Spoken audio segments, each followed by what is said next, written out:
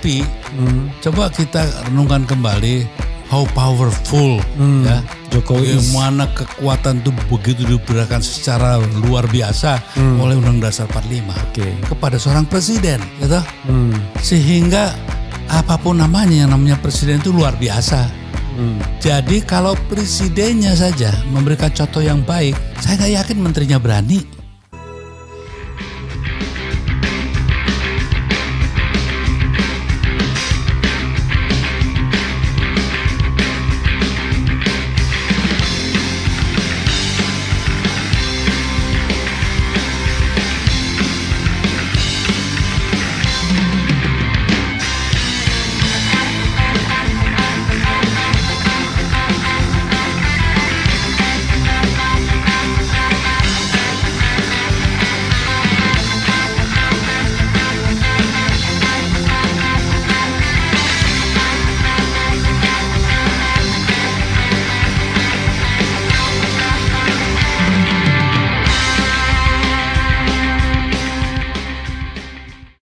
Saya tahu Mas Eros dekat sama Prabowo ya. Usianya pun Ya setahun lebih tua Mas Eros. Iya. Prabowo 51, Mas Eros 50. Jadi wajar kalau dia panggil wo doang. Iya, ya teman ya kan. Nah, orang kan selalu mengatakan kan, udah saya tahu betul dia. Kan selalu begitu kan orang kalau ketika berargumentasi, saya tahu betul, saya kenal dari dulu, saya kenal ini dan saya berharap sebagainya. Bukan saya menjamin. Ya. Oh, untung Mas Eros berharap ya, bukan menjamin ya. Bukan menjamin. Kalau pakai skala meter Mas. Ya. Misalnya kita iseng-iseng. Kita pakai agenda lah, pemberantasan korupsi misalnya. Ya. Pengertian pemberantasan korupsi itu tanpa tebang pilih ya. Kalaupun kemudian ini diproses lebih dulu itu soal lain. Tapi tanpa tebang pilih itu artinya semua diproses. Sooner or later kan. Kalau soal pemberantasan korupsi berapa kalau 0 itu paling tidak bisa diharapkan 100%. Bisa diharapkan berapa persen Mas Eros? Minimal modal sekarang mungkin 60% minimal. Minimal 60%. 60% minimal. Kalau mahasiswa tetap lulus tapi nilainya C. Ya, nggak apa-apa. Karena gini, karena kan dengan wataknya dan sifatnya dia, trying to be a hero gitu kan, sebagai pahlawan. Dia juga tanyakan deh, semua anak-anak buah dianya itu setia loh, karena memang dia seorang kalau yang ada temennya susah sekali dia langsung bantu segala gitu. Orang setia karena dia royal soalnya. Iya. Makanya saya ingin katakan bahwa sebetulnya dia yang playing the game the hero itu kan mainan yang dari kecil ya. Ingin coba jadi kayak pokoknya hero lah gitu ya. Nah mungkin juga dengan slot yang dia miliki sekarang, dia bisa bermain di wilayah itu. Atau dengan umurnya yang sekarang, kan umurnya dia kan sudah 73. 73 tahun. Ya. Sehingga nggak ada lagi waktu untuk ya bermain macam-macam. Menjelang 73 ya. Karena kan nanti 78, karena itu mau dekat 80. Sehingga dia akan betul-betul memikirkan legasinya. Tidak seperti Jokowi yang waktu itu masuk ke sana dengan umur yang masih 40 akhir atau 50 awal, saya nggak tahu. 50-an. Ya 50-an. Dia masih punya ya, untuk punya waktu untuk bermain-main hal yang mungkin sekarang dipermainkan. Tapi kalau Bowo saya rasa time constraint-nya ini ya membuat dia juga berpikir lebih jauh untuk masalah. Ini analisis atau harapan? Ya. Ini analisis atau harapan? Dari pembicaraan panjang saya gitu ya.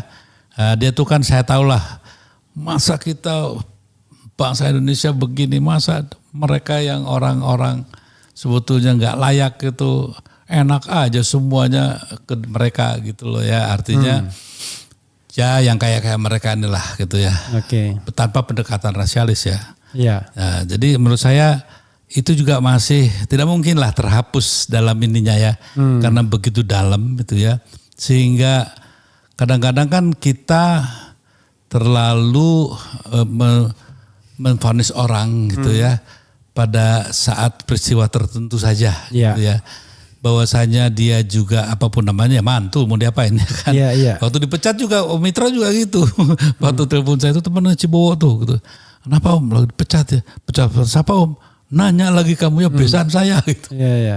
Artinya dalam beberapa hal bahwasanya juga ketegangan mereka juga ada. Tapi saya juga kepada Titi kan saya dekat juga baik lah ya.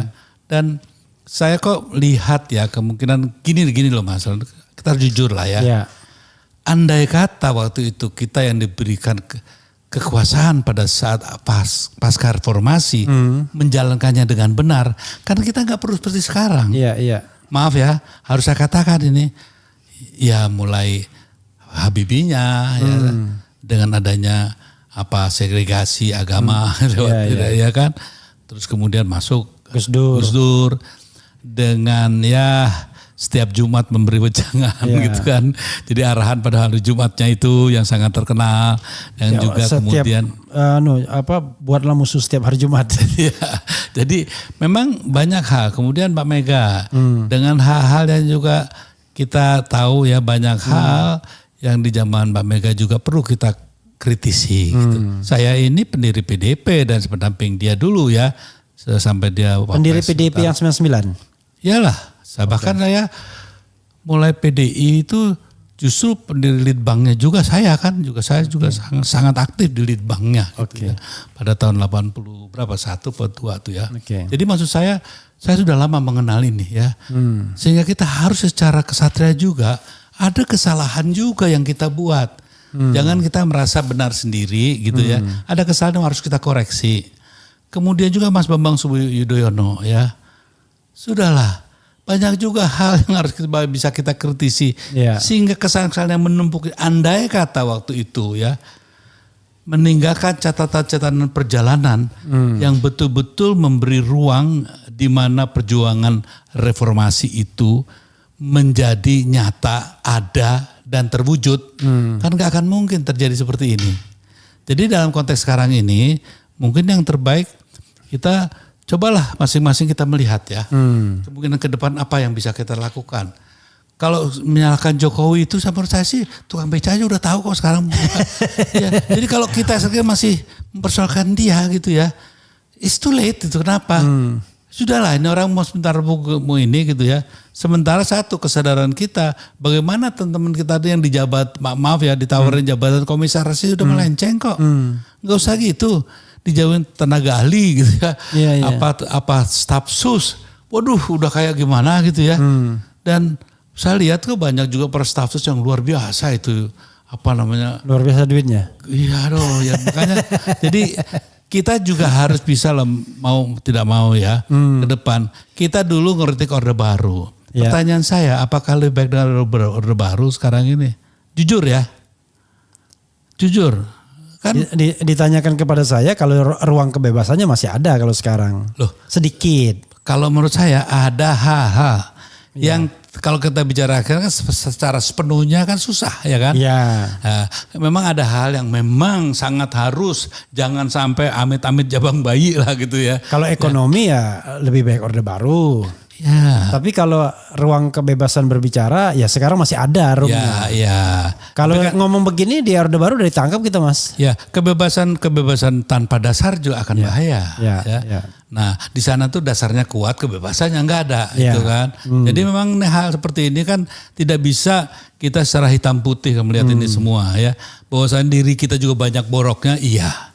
Ya, bahkan contohnya lah, saya nggak bisa mengerti itu. Karena buah saya banyak lah yang jadi DPR, jadi pemimpin gitu. Saya tahu dulu kan naik bus gitu kan. Masa dalam jangka 10 tahun bisa begitu luar biasa. Satu periode tiba-tiba menggunung. Ya ada yang sekarang rumahnya di Menteng lah segala gitu ya dengan ini. Dari mana?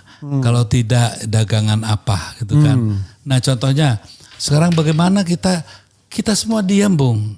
Kita sekarang ribut-ribut setelah ada kecelakaan. Lalu lintas yang tadinya ngebut-ngebut didiemin aja. Contohnya pembangkrutan negara. Ya, lewat yang namanya pemberian lisensi pertambangan. Ya. Yang melanggar jelas-jelas Undang-Undang Dasar 45 pasal 33 ayat 2 ayat 3. Kok kita semua diem? Gitu ya.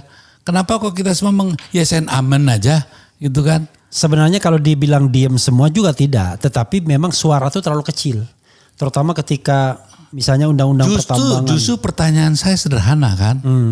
Kalau terlalu kecil itu karena yang namanya Refli Harun Erojar itu kecil. Suaranya dalam konteks menyentuh negara. Karena yang berwenang sudah ada kita kasih Iya. Yang salah kan kita yang ngasih. Iya. Di DPR-nya semua diem kok gitu ya. Jadi kalau sekarang nih, Karena DPR-nya orientasinya ini semua. oh iya makanya. Nah dengan begitu saja, kenapa kita tidak melihat bahwasanya?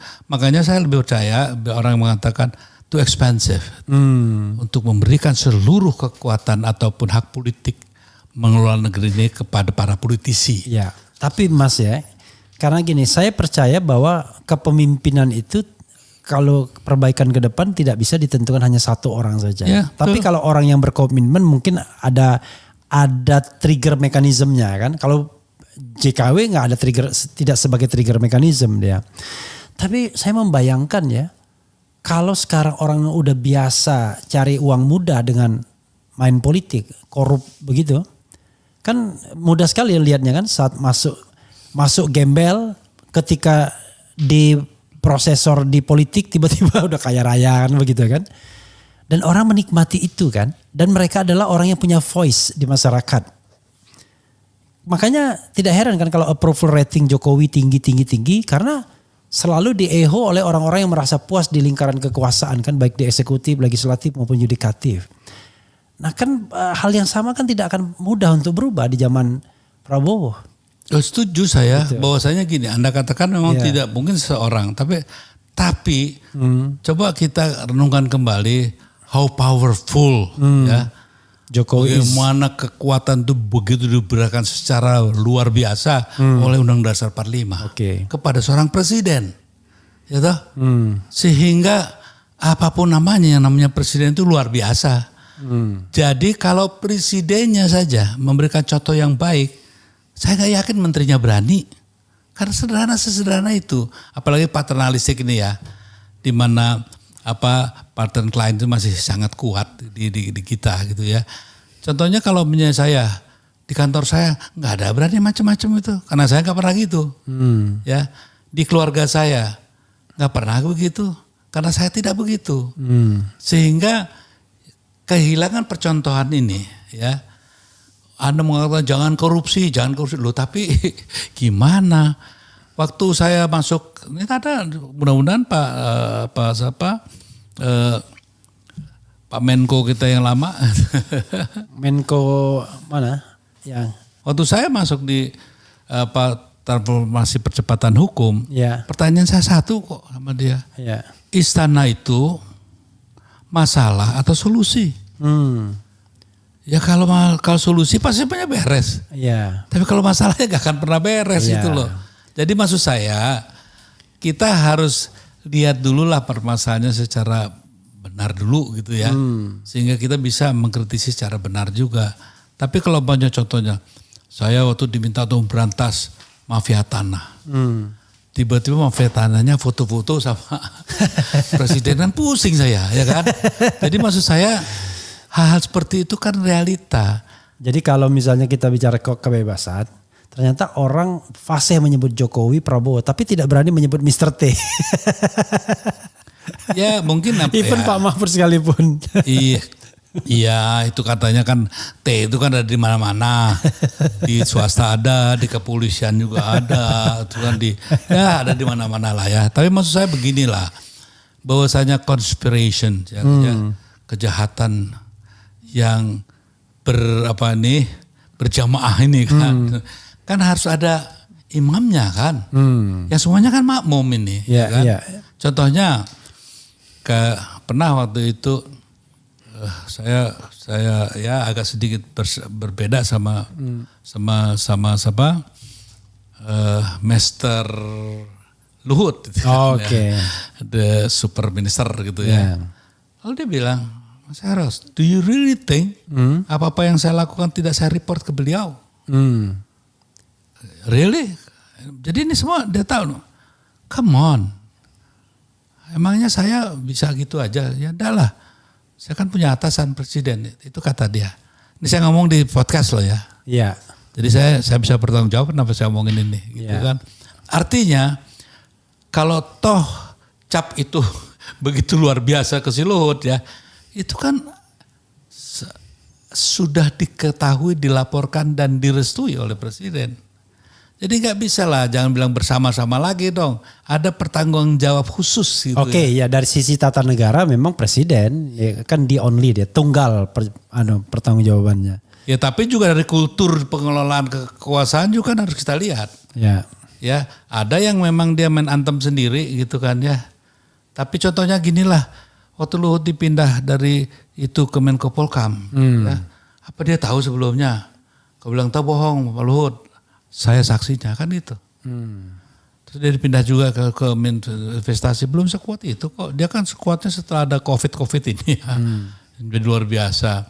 Artinya memang apapun namanya ya kita boleh bicara ini bicara itu, tapi Jokowi itu orang yang tahu kapan mengambil orang, kapan ini.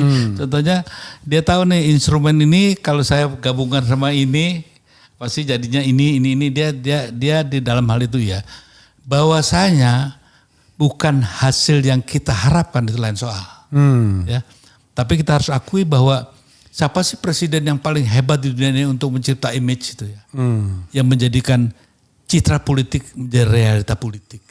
Realita politik hancur oleh citra politik. Kan hanya di sini kan yang nomor satu di sini. Sehingga dalam konteks hal itu ya kita harus tahu bahwasanya yang dihadapin ini katanya kan orang yang kata Mas Raffi apa orang yang nggak awam gini. Mungkin jangan marah ya. Itu mungkin kesombongan intelektualnya Mas Harun aja. Tapi dalam realitanya menurut saya kan tidak perlu menjadi profesor. Karena untuk sebagai ilmuwan yang bertanggung jawab tentang pada humanisme kan bukan wilayah dia. Yang penting gimana caranya nekuk, gimana caranya menjatuhkan, jegal apa segala. Itu yang diperdalam. Justru terbalik. Gara-gara dia tidak sekolah, makanya dia tidak ragu-ragu melakukan apapun. Bisa saja. Beda sama SBY misalnya. SBY coba bayangkan, jenderal penuh, ya kan? Waktu setelah itu jadi jenderal kan. Kemudian badan besar, ya kan? Pesona hebat itu. Tapi justru ruang demokrasi lebih lebar dibandingkan, karena dia selalu punya ingin menjaga image-nya sebagai seorang intelektual, sebagai orang yang berpendidikan, bukan orang yang main kayu dan lain sebagainya. Itu kan yang mau dicitrakan. Makanya doktornya itu nggak dia pernah hilangkan. Jenderalnya dia hilangkan dalam setiap surat, tapi doktornya nggak dihilangkan. Ya tapi kan kita lihat juga ya, saya kebetulan sebelum dia jadi presiden ini kan saya bicara di podcast ya kan, saya bisa bertanggungjawabkan. Kalau ketemu saya itu minta doa setuju ya begitulah gitu ya. Pokoknya saya berharap itu wah nanti Indonesia gimana. Kita lihat kenyataannya toh.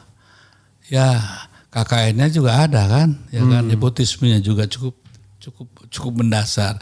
Film saya di Bredel yang katanya Jarod menyebarkan komunisme yang film Lastri, dia diam aja kok. Di era Jokowi dia sebagai presiden loh ya. Tahun berapa itu? Ya sampai lupa lagi saya tahun berapa tuh ya. Pokoknya itu maksudnya SBY atau Jokowi? SBY lah. SBY, oke. Kan dibilang katanya loh, saya report ke dia juga kok diam aja kok. Jadi sebelum apa-apa baru 8% saya syuting diberhentikan oleh tentara dan polisi. Saya lapor ke dia aja, diam aja. Judicial lain diam aja kok. Jadi sudahlah gitu. Don't play the game of hero orang yang paham demokrasi dan seterusnya. Come on. Gitu. Kita semua ada dosanya nih. Dosa kamu ini jadi seperti ini. Gitu. Maksud saya relatively sesungguhnya. Jadi gini kalau relatively sih oke lah. Maksudnya gini, kalau dengan infrastruktur SBY, Prabowo dan Jokowi, kan harusnya kan yang lebih otoritarianistik itu wataknya Prabowo. Kalau kita bicara infrastruktur politiknya. Kedua SBY, ketiga baru Jokowi. Tapi yang terjadi kan tidak. 10 tahun SBY sama 10 tahun Jokowi dalam hal kebebasan. SBY lebih baik kan ada datanya, Freedom House misalnya kan. Kalau di Jokowi kan sudah partly free dan lain sebagainya. Nah maksud saya kalau omongan Rocky itu terjadi, kalau seorang militer menggunakan watak militeristiknya, damage-nya juga akan lebih gede gitu. Nah saya khawatir aja. Ya memang itu kalau untuk jadi orang yang sudah gila atas dirinya ya, menjadi seorang diktator militer gitu yang mengerikan ya. Tapi contohnya gini, kan kita juga digoda nih ya kan. Cina yang jelas-jelas pahamnya itu ideologinya ya, ideologi resmi negaranya kan masih komunisme. Ya. Tapi they become the winner dalam peradaban masa kini. Di perekonomian lagi, gila kan? Lihat kehancuran Amerika sudah hampir sedikit nyata. Ya di jalan-jalan Hollywood saya terakhir ke sana juga, aduh banyak gembel.